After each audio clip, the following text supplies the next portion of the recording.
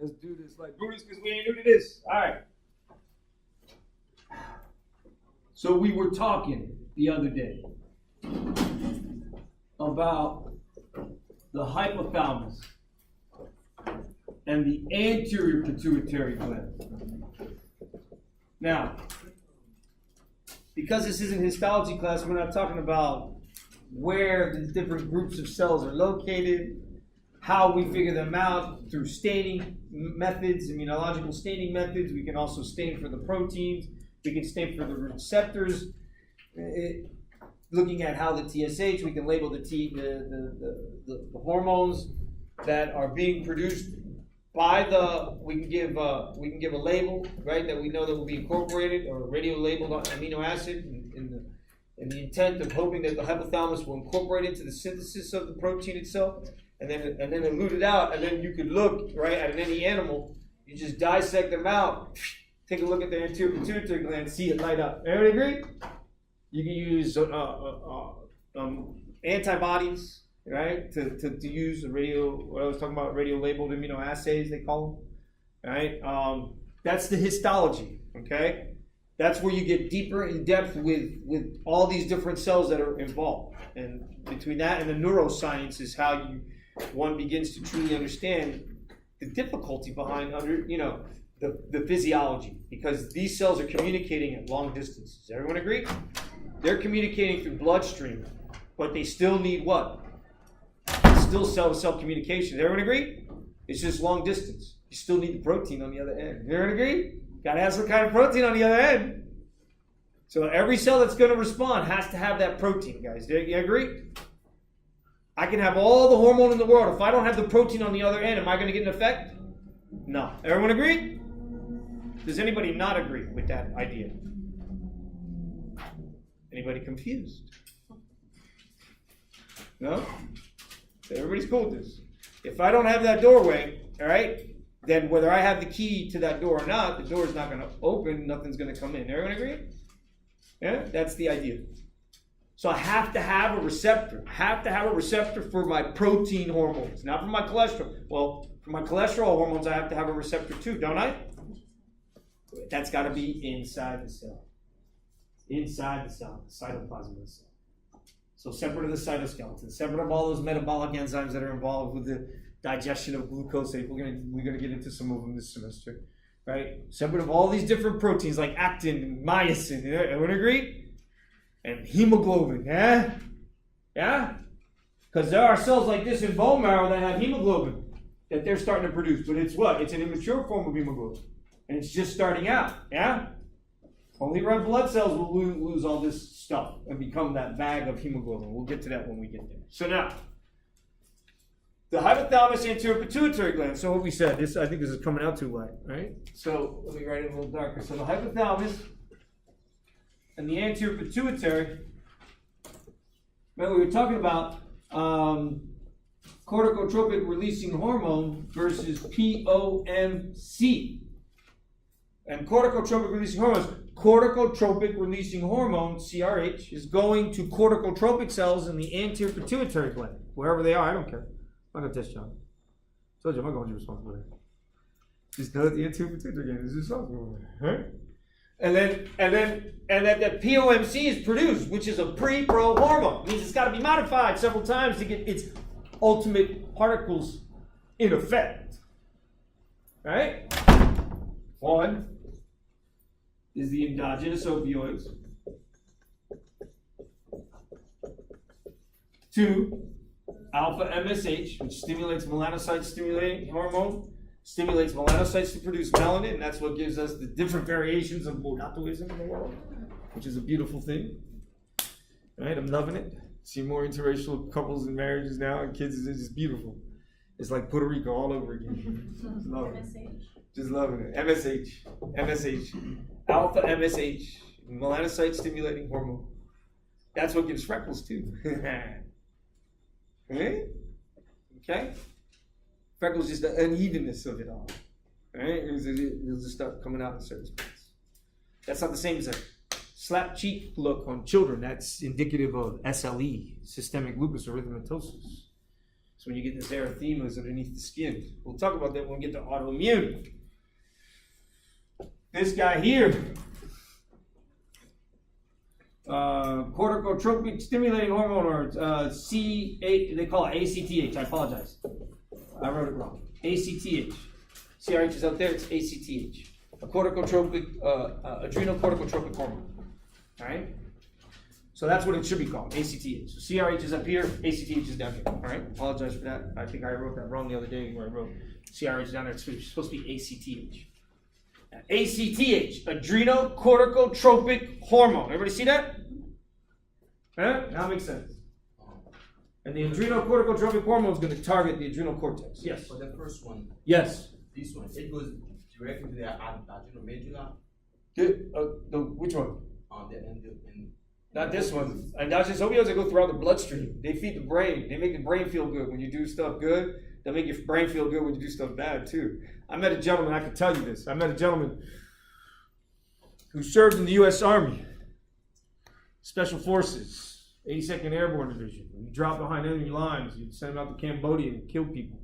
He used to get off. He got so good at this stuff, he would sneak up on the people and slice their throats. And he would actually, he actually started deriving serious like sexual pleasure from it. Like he would get an erection from slicing people's throat and feeling their blood drip across their arms. Yeah. So I got the opportunity to actually talk to this guy.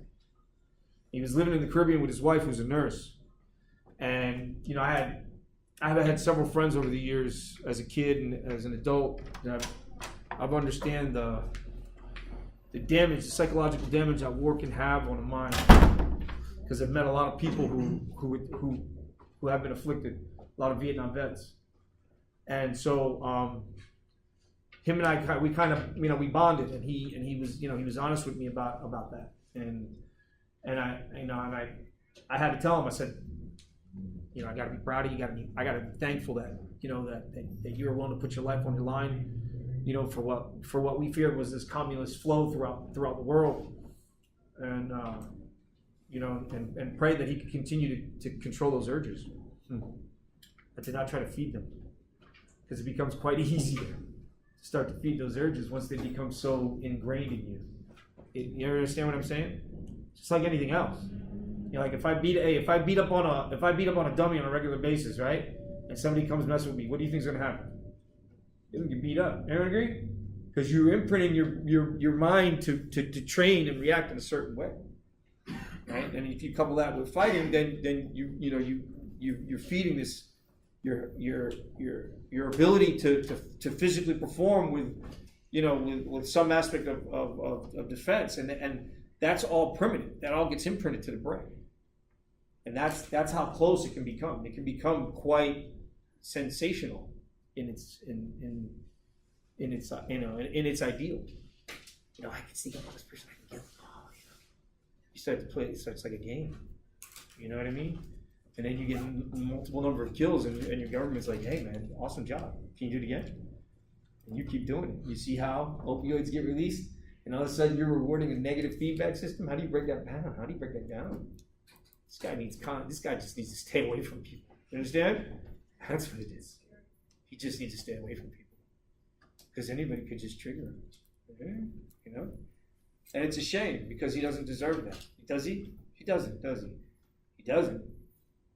Yeah. Some people can deal with this stuff. Some people can't, man. Some people think they can deal with it, and then when they go through it, they actually crack. Some people can deal with it for a while, and then they still crack.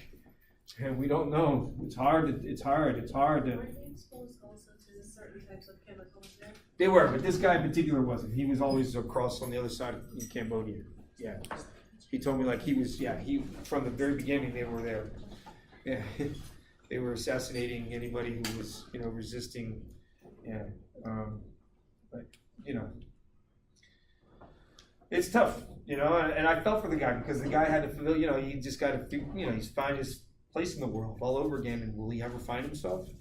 No, maybe not. I would hope he would. I would hope that somehow he would be able to find peace, you know, within himself and forgive himself for what he's done. It's hard, man, when your country calls you to duty, you know. You get called. What do you do? conscientious objector, or do you do as you're told? So, all right, so ACTH, guys. ACTH is going to go to the adrenal cortex. And the adrenal cortex, it says it there, adrenal cortex, adrenocorticotropic hormone. It's going to the adrenal cortex. And the adrenal cortex has 3 layers, the ZG, the ZF, the ZR. Now, it's interesting because the ZG produces DOC. I want to make aldo. I'll also make cortisol and cortisone. And I'll also make DHEA, which will then ultimately make ENT, which is estrogen and testosterone. But, however, I'm going to change this. This green arrow and aldo. All right, everybody ready? The adrenal cortex is under the control of the hypothalamic pituitary axis. Does everybody agree? The synthesis of melanin by melanocytes is under the control of the hypothalamic pituitary axis. Does everyone agree? The reward system of the brain is under the control of the hypothalamic pituitary axis. Does everyone agree? The thyroid gland's release of thyroid hormone is under the control of the hypothalamic pituitary axis. Does everyone agree? The release of growth hormone is under the control of the hypothalamic pituitary axis. Does everyone agree? Okay. There are others that are not. Yes? Now note, aldo, the last step from DOC to aldo, is not under the control of the HPA. Did everybody hear me? It is not. It is under the control of a complex series of organs who are involved. So you got your kidney, and you got your liver. And your kidney makes this protein called renin. And the liver produces this protein called angiotensinogen. Thank you. So the word inogen, guys, means pre-pro hormone. Just like POMC is a pre-pro hormone, angiotensinogen is a pre-pro hormone. Let me get a darker marker. Hold on. Liver produces angiotensinogen. And this is constant, guys. This is in the bloodstream. So there's a concentration of this in the blood. And this is constant. As long as your liver is normal. Did everybody hear me? Did everybody hear me? As long as your liver is normal. So if I'm an alcoholic, is my liver normal? No. So will I have problems with producing angiotensinogen? Yes. Now wait, because now I'm going to teach you the physiology of it. What? Yes, talk to me. Oh, you said something that's not with the aldo. I'm going there. I'm going back to there. I just mentioned it to you. Aldo is not under the control. The synthesis of aldo from DOC. So the HPA will make DOC. The HPA will tell the adrenal cortex, you're going to make me DOC. Everybody follow? DOC is deoxycorticosterone. But I got to make this to make that. You everyone agree? But for me to make that, I need this guy, renin, to be released. So when there's a decrease in blood pressure to the kidney, or a decrease in the osmolality to the macula densa, which is you'll find out later what the macula densa is. I'll just write it in there. It's a little structure that's within this tubule system of the kidney that senses the concentration of salt. When the concentration of salt is too low, it releases renin right into the bloodstream. So renin goes into the bloodstream and it looks for angiotensinogen. So what does it do? It takes angiotensinogen, converts it to angiotensin 1. Then angiotensin 1 enters the lungs. And the lungs produce angiotensin converting enzyme, which they call ACE. So in the lung, so angiotensin goes to the lung. And angiotensin converting enzyme will convert angiotensin 1 to angio 2. And angio 2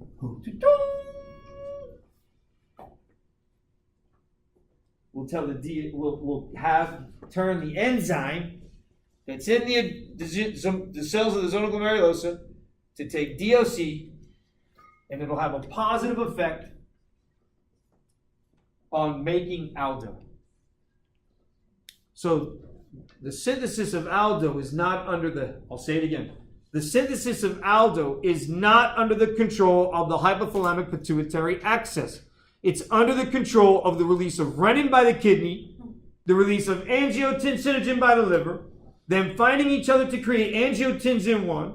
Angiotensin 1 goes to the lung, gets converted to angiotensin 2 by angiotensin converting enzyme. Angiotensin 2 then goes to the zona glomerulosa of the adrenal cortex to convert DOC to aldo.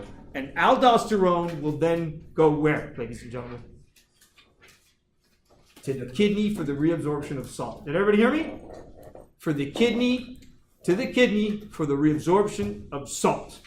We'll talk about the structure itself and how that happens when we get there.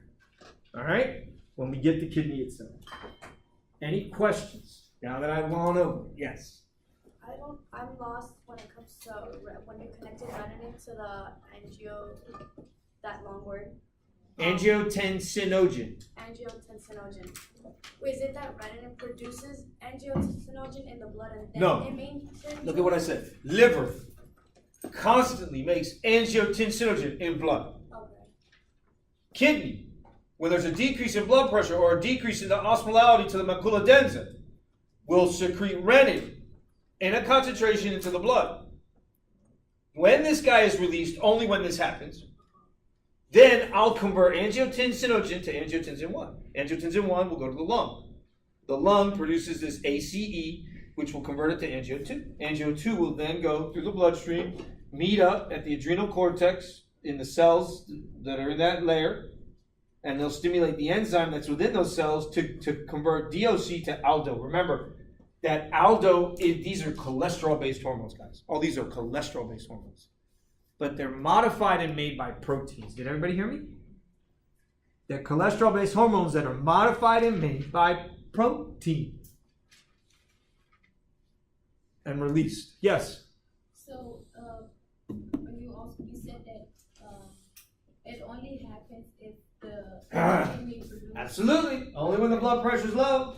So when that doesn't happen, is it like when that person is an alcoholic or? So what happens if someone's an alcoholic? Is their blood pressure low? So are they constantly doing this? No. Oh, yes, they are. Think about it. Think about it. Wouldn't they have high blood Think about pressure? it. One. Think about it. Think about it. Let's think about this. When I drink too much alcohol, is my blood pressure high or low? Oh, it's low because you're. It's low because of volume. Anyway, you're urinating everything out, right? You're suppressing your ADH, and ADH is responsible for the water. We have two different hormones involved here. Aldosterone, who's responsible for salt recovery in the kidney, and ADH, who's responsible for water recovery in the kidney. Everybody understand that? So one thing is to absorb the water, another thing is to absorb the salt. Luckily, if we absorb the salt, a lot of times we'll absorb the water. Everybody hear me? The water will flow where the salt goes. Huh? This is one of the reasons why, if you don't absorb the salts from GI, right, from large intestine, when you're drying out your fecal material, then the water stays, and what do you get? Diarrhea. And then excess diarrhea, do you see why? Excess diarrhea, what do you got to do when the person comes in? What are you going to do when the person comes in? You got to hydrate them. Everyone agree? What you going to put on them? IV, electrolyte, 0.9% NaCl solution, baby. Sodium chloride. That's it. Because what I tell you, there's only 3 organs involved with the recovery of electrolytes and water. That's the sweat, the large intestine, and the kidney. Yeah? So if you're sweating excessively and you've got diarrhea, then, man, you see how your kidney's going to be recovering large amounts of water? What happens to the salt? It may precipitate out and create stones. Does that make sense? It does, doesn't it? Doesn't it? All right. So let's get back to this now. The liver, the kidney, and the lung are the ones responsible for that last step in aldose synthesis. Did everybody hear me? Everybody but the brain. Everybody but the hypothalamus and the anterior pituitary gland. Everybody understand that? Now, is it true that you need the HPA to create DOC? Is that true? Yes or no, ladies and gentlemen? Do I need the HPA to make DOC? Do I need the hypothalamic pituitary axis to make it DOC? Yeah, I do. Guess what? I also need cholesterol, because these are all cholesterol-based hormones. I've already said that 3 times. All right? Any questions? No? Any of them? Wait, I just want to make sure. Yes. I don't even know how to say that word. And let me rewrite it again, because that first marker was crappy. I have a better marker. I have 2 better markers here. That's a good one. Let me get my eraser out. Oh, wow, that's nasty. Oh. Wow, what is up with that? Oh, disgusting. What? You know what? Oh, I'm so pissed right now. Where's that marker? Is it this piece of shit marker? Did I throw that marker out already? Alright, I'm just gonna keep writing in red then. Did everybody see this? Yes. Angiotensinogen. Okay? Angio. Yeah, wow, that was weird. My hand cleaned it better than my eraser. That was just weird. Angiotensinogen.